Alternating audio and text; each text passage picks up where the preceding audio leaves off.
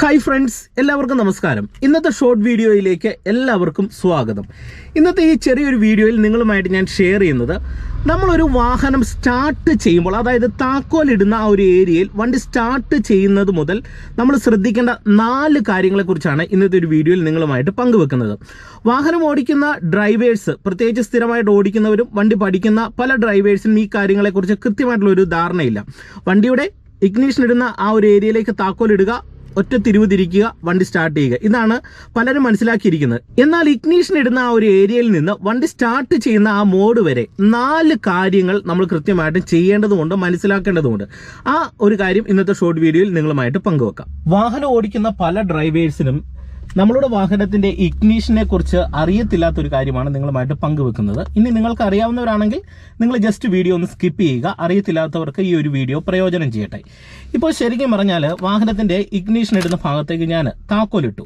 ഇപ്പോൾ ശരിക്കും പറഞ്ഞാൽ ലോക്ക് മോഡിലാണ് കിടക്കുന്നത്. ഈ ലോക്ക് മോഡ് എല്ലാവർക്കും അറിയാം. ഈ ലോക്ക് മോഡിൽ വരുന്ന സമയത്ത് നമ്മളുടെ വണ്ടിയുടെ സ്റ്റിയറിംഗ് ഇതുപോലെ ലോക്ക് ആയിരിക്കും. ഇനി നമ്മൾ ഈ മോഡിൽ നിന്ന് ജസ്റ്റ് ഒന്ന് കീ മുന്നോട്ട് തിരിക്കുകയാണ്.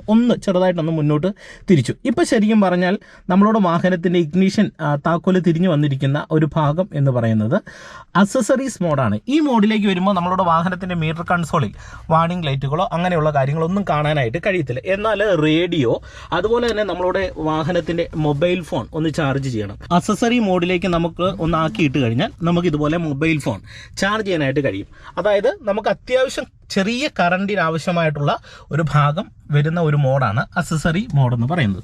ഇനി നമ്മൾ ഈ മോഡിൽ നിന്ന് വീണ്ടും ഒന്നും കൂടെ തിരിക്കുകയാണ്. ഇതാണ് വണ്ടിയുടെ ഓൺ മോഡ് എന്ന് പറയുന്നത്. ഈ മോഡിലേക്ക് വരുമ്പോൾ ശരിക്കും പറഞ്ഞാൽ നമ്മളുടെ വാഹനത്തിന്റെ മീറ്റർ കൺസോളിലെ വാർണിംഗ് ലൈറ്റുകളും ഇലക്ട്രിക്കൽ പരമായിട്ടുള്ള ഭാഗങ്ങളിലേക്ക് പ്രോപ്പറായിട്ട് കറണ്ട് വരുന്ന ആ ഒരു തരത്തിൽ വാഹനത്തിന്റെ ഓൺ മോഡിലേക്ക് വരുമ്പോൾ ഇത്രയും കാര്യങ്ങളാണ് പ്രവർത്തിക്കുന്നത്.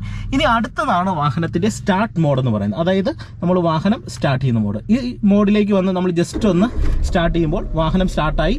അപ്പോൾ നമ്മളുടെ വാഹനത്തിന്റെ വാർണിംഗ് ലൈറ്റുകളെല്ലാം നമുക്ക് ഓഫായി കിട്ടും.